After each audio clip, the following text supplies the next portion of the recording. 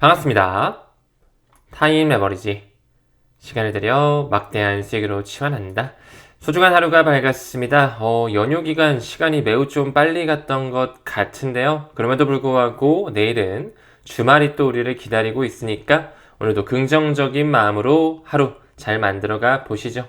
정직, 성실, 겸손, 초심 다지면서 꾸준히 성장해 볼 수 있도록 하겠습니다.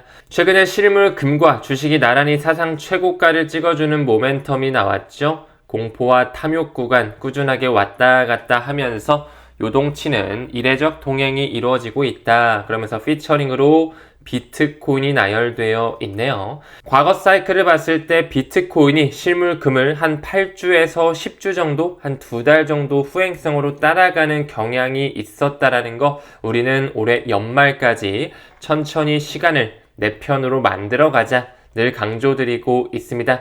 비트코인을 기준으로 한 Fear and Greed 인덱스 보니까 탐욕 구간에 머물러 있습니다. 오히려 조심할 때다 이렇게 좀 말씀을 드려보고 싶고, 물론 극단적 탐욕으로 갈 수도 있겠지만 세력들이 다시 한번 롱 물량 혹은 숏 물량을 청산시키는 스윙 움직임이 나올 수 있다는 것 염두해 주시면 좋겠고요. 우린 항상 달러 코스 에버리징 바이 더 딥 전략을 가져가자. 내가 만약에 여유자금 1000만원이 있으면 한 번에 들어가는 것보다는 100일에 걸쳐서 하루에 10만원씩 들어가는 게 더 효율적인 멘탈 관리와 변동성이 매우 큰 시장이기에 좋은 수익률을 기대할 수 있다는 것 말씀을 드렸죠. XRP 같은 경우는 올해가 끝나기 전에 몇 개를 모으는지 다시 한번 생각해 보시길 바라겠습니다.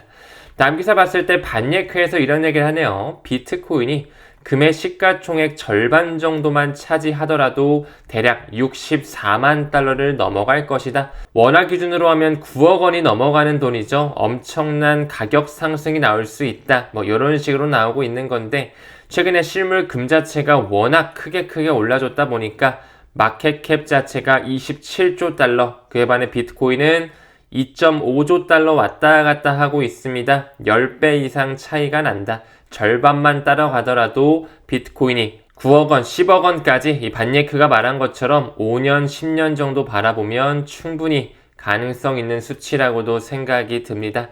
어쩌면 비트코인은 이미 투자하기에 너무 늦어버린 게 아닐까? 이런 생각도 들 수 있겠지만, 장기적 관점에서 암호화폐 시장을 바라보신다면 펜타라 캐피탈이 얘기하는 것처럼 진입하기에 그리 늦은 시점은 아니라고도 생각이 드네요. 물론 최근에 사상 최고가를 돌파하는 움직임이 나왔지만 여전히 많은 개인 투자자들은 디지털 자산을 전혀 보유하고 있지 않다. 그러면서 뱅크 오브 아메리카의 조사, 이 암호화폐 진입하기에 너무 늦었다라고 하는 것은 사실이 아니다라고 이렇게 강조한 바가 있었거든요. 비트코인이 잘 간 만큼 이제는 이더리움, 리플, XRP, 솔라나 등등의 이런 메이저 알트코인이 주목받을 차례가 점점 다가오고 있다라고도 생각이 듭니다. 그 부분의 일환으로 샘슨 모 또한 말을 덧붙이고 있는데요. 비트코인 여러분 잘 아시다시피 21밀리언, 2100만 개로 딱 제한이 되어 있잖아요. 그러면서 하는 말이 most corporation 빌리네요. 많은 기업들과 백만장자들이 아직까지도 비트코인을 투자하지 않고 있다라는 거죠. 기업이나 기관뿐만 아니라 국가 단위의 매집은 매우 초기 국면임을 시사하는 그런 말을 하고 있습니다. 이 샘슨 모우 역시 국가, 기관, 기업의 비트코인 매집 이제 시작이기 때문에 전혀 늦지 않았다, 이런 식으로 이야기를 하고 있는데요. 하지만 사이클 투자 관점에서 바라본다면 비트코인보다 조금 더 매력적인 수익률을 가져다 줄 수 있는 그런 자산 클래스들은 메이저 알트코인들이 되지 않을까, 이런 생각도 드는 것 같네요. 또 최근에 펜타라 캐피탈에서는 장투 유망 코인으로 솔라나를 지목한 바 있었죠. 사실상 도널드 트럼프가 언급했던 빅5 암호화폐 비트, 이더, XRP, 솔라나, 에이다, 이 5가지 정도는 우리가 꾸준하게 장투를 해도 되지 않을까, 개인적인 생각 공유 드립니다. 또한 펜타라 캐피탈의 경우 리플사의 펀딩 라운드에서 2013년서부터 엔젤 투자자로서 이름을 올리고 있었다라는 거, 펜타라 캐피탈 역시 여기 나와 있는 앤드리슨 호로위치와 함께 굉장히 막대한 자금으로서 성공할 수밖에 없는 암호화폐 재단들의 투자를 이어왔었다라는 것을 생각한다면 다시 한번 XRP의 펀더멘탈을 재확인할 수 있는 모멘텀으로도 생각이 듭니다. 다음 기사 봤을 때 S&P 스탠다드 앤 푸어스가 나오면서 암호화폐와 블록체인 주식을 추적하는 새로운 디지털 마켓 50 지수를 발표했다. 이렇게 나오고 있거든요.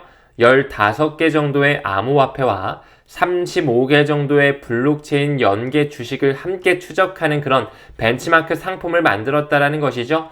또한 최근에 코인베이스에서도 이 빅테크 회사와 암호화폐 결합 주식지수 선물을 출시했다라는 거, 이것만 미루어 보더라도 점점 이 전통금융과 크립토의 경계가 허물어지고 있다는 것을 확인할 수가 있습니다. 결국에는 미국에서 60조 달러 정도의 시장 규모를 차지하는 미국 주식을 코인으로 살 수 있는 시대가 도래할 것이기 때문에 우리는 조금 더 긴 호흡으로 크립토 시장을 바라봐야 된다라고도 생각을 하고요. 여러분들께서 잘 알고 계시는 애플, 마이크로소프트, 알파벳, 구글이죠. 아마존, 테슬라, 엔비디아, 페이스북, 메타까지 이 매그니피센트 7이라고 하는 미국의 대형 기술주와 가상자산 ETF, 블랙록이 이끌고 있는 비트와 이더 현물 ETF가 결합된 파생 상품이 코인베이스에서 얼마 전에 나왔죠. 이런 것만 미루어 보더라도 굉장히 시대가 빠르게 변화하고 있다는 걸 확인할 수가 있습니다. S&P 500에서 출시한 크립토 50 지수에 어떤 암호화폐들이 들어가 있는지도 우리가 체크해보고 가야 되겠죠. 역시나 비트코인, 이더리움,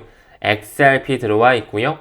바이낸스 코인, 솔라나, 트론도 들어와 있네요. 그리고 카르다노 에이다, 체인링크와 아발란체, 하이퍼리퀴드까지 들어와 있습니다. 이런 코인들의 펀더멘탈을 보면서 포트폴리오 분산화 역시 효율적인 수익률 관리와 멘탈 관리를 위해서 해볼 필요가 있겠죠? 다음 기사 봤을 때 미 연준에서 10월 21일 정도에 결제 혁신 컨퍼런스를 개최한다라고 하네요. 돈나무 언니라고 잘 알려진 캐시우드도 참석을 하고요. 블랙록의 임원이나 서클의 임원, 또한 코인베이스의 재무 책임자, 또한 연준의 크리스토퍼 월러 이사도 연사진으로 참여할 예정이라고 합니다.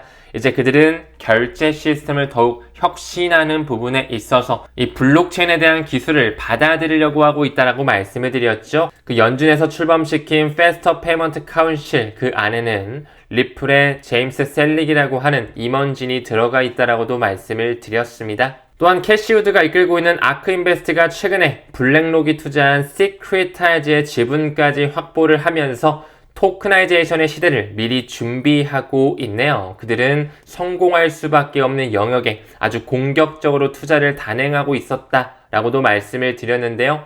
그들의 전주에는 역시나 모건 스탠리, 시티은행, 첼시 스왑, 그리고 현재는 뱅크 오브 아메리카가 완전히 삼킨 미국의 최대 증권사죠. 메릴 린치가 운용금의 주요 출처를 담당하고 있었다라는 거. 왜 최대 지분을 가지고 있는 캐시우드가 투자를 이렇게 잘할 수밖에 없는지 이 부분과도 연관성을 가지고 있다라고도 생각을 하고요. 이미 블랙록과 리플, 코인베이스가 초반부터 투자했던 시크릿타이즈는 비들 펀드와 함께, 그리고 반예크의 V빌 펀드와 함께 리플사에서 발행하는 RLUSD를 지원하면서 빠르고 혁신적인 결제 처리를 하기 위해 리플과 손잡고 있다는 것까지 다시 한번 짚어드리고 싶습니다. 다음 기사 봤을 때 미 SEC 위원장 폴 애킨스가 나오면서 암호화폐 규제 샌드박스 올해 시행하는 게 목표다. 물론 셧다운 이슈로서 업무가 조금 더디고 느려지는 부분은 있지만 올해 말 늦어도 내년 1분기까지는 암호화폐에 대한 규제 샌드박스를 출시하면서 프로젝트 크립토 규제의 명확성, 가시권화를 조금 더 확보하겠다, 이런 포부로 볼 수가 있겠죠. 우리가 기다리고 있는 클래리티 법안이죠. 디지털 자산의 구조 법안이 하루빨리 통과됐으면 좋겠습니다. 근데 올해 안에 통과가 안 된다고 한들 내년 1분기까지는 우리가 시계열을 조금 더 길게 가져가자, 이 말씀도 덧붙여 두도록 하겠습니다. 당연히 우리 개인 투자자 입장에서는 좀 하루빨리 알트 시즌이 와서 내가 좀 현금화를 하고 싶다, 이런 생각도 들 수 있겠지만 새로운 법이 만들어지고 정치적인 이슈까지 끼어들어가 있기 때문에 시간이 좀 걸릴 수 있다는 거 우리가 너그럽게 생각을 하면서 가치 투자 이어갔으면 좋겠습니다. 다음 기사 봤을 때 인도의 중앙은행 RBI가 나오네요. 이제 슬슬 Central Bank Digital Currency죠. CBDC, 이 중앙은행의 보증을 받은 디지털 화폐 도입을 준비하고 있다. 디지털 루피에 대한 이야기죠. 늘 강조드리지만 스테이블 코인으로 끝날 수 없는 게 현실입니다. 우리 개인 입장에선 당연히 CBDC 세상이 안 왔으면 좋겠지만 결국 그 기득권 세력들은 통제권의 시대를 만들면서 그들이 쥐락펴락할 수 있는 새로운 금융 시스템을 만들 것이라는 거, 거기서 가장 큰 유틸리티를 가져갈 수밖에 없는 코인, 우리는 이미 확정된 미래를 알고 있습니다. 과거부터 IMF, BIS, 월드뱅크와 함께 리플의 CEO 브래드 갈링하우스 역시 어깨를 나란히 하고 있었다라고도 말씀을 드렸죠. 지금 현재는 유럽중앙은행의 총재이자 과거에 IMF 총재를 맡았던 크리스틴 라가르드, 그가 왜 핀테크 고위급 자문단을 꾸리면서 리플의 회장 크리스 라슨을 영입시켜 놨었는지, 지금 현재 RLUSD의 자문위원회 명단을 미루어 보더라도 이런 고위급 임원들과 함께 미래를 설계하고 있다는 걸 확인할 수가 있습니다. 또한 왜 리플의 RLUSD가 뉴욕 멜론은행으로부터 수탁을 맡기고 있는지, 사실상 그들이 만든 디지털 달러라고도 볼 수가 있겠죠. 이 뱅크 오브 뉴욕 멜론의 주주 구성을 봤을 때도 뱅가드, 블랙록, 스테이트 스트리트, 피델리티, 다치앤 칵스를 조금 더 심층적으로 미루어 보더라도 뱅가드의 자금이 매우 깊게 들어와 있다라는 거, 사실상 유대계 자본의 뿌리가 만든 미국의 최초 은행이죠. 근데 왜 리플의 RLUSD를 수탁을 해주고 있는지, 초반에 블랙록이 운영했던 비들 펀드 역시 이 뉴욕 멜론은행에서 수탁을 맡아줬던 이력이 있죠. 이 RLUSD의 주주량 앞으로 더더욱 큰 파급을 가질 것이라고 생각을 합니다. 또한 과거에 뉴욕 멜론은행의 보고서를 미루어 보더라도 POC라고 하죠. Proof of Concept을 봤을 때 이 국경 간 송금의 리플 원장을 활용할 수 있는 가치의 인터넷으로서 리플의 분산 원장 기술을 이미 활용하고 있었다라는 거, 그들이 스페셜리스트에 지목해놓은 두 가지 코인들이 있죠. 리플과 스텔라 루멘, 뿌리가 같고 도매와 소매, 영역이 나누어져 있다. 이미 많은 국제기구들의 논문과 보고서에서 힌트거리가 제공되어 있고요. BNI 멜론에서도 우리한테 깜빡이를 켜주는 움직임이 보여지고 있었네요. 앞으로 5년, 10년 뒤를 봤을 때 지금 현재의 XRP 가격은 매우 초기 시장이며 기회의 영역이지 않을까, 이런 개인적인 생각이 듭니다. 한 가지 그림을 가지고 하는데요. 이 아이가 아빠 우리는 왜 부자인가요? 왜 우리 가족은 이렇게 부의 반열에 올라올 수 있었나요? 라는 질문에, 왜냐하면 우리는 XRP를 단 한 번도 팔지 않았기 때문이다. 이렇게 얘기할 수 있으려면 어느 정도 시기열을 길게 가져갈 필요가 있겠죠? XRP는 스위프트를 송두리째 바꿀 수 있는 금융 시스템에서 가장 큰 활용성을 지닐 코인이라는 것, 저는 믿어 의심치 않습니다. 우리 구독자님들과 에이플 회원님들께서도 꾸준히 본인의 재정 상황과 본인이 확신하는 만큼의 내공에 맞게 XRP 투자 이어가셨으면 좋겠고요. 함께 성장해 주심에 감사드린다는 말씀 드리면서 오늘도 건강한 하루 되시길 바라겠습니다. 우리는 모든 면에서 점점 더 좋아지고 있습니다. 감사합니다. 성투합시다.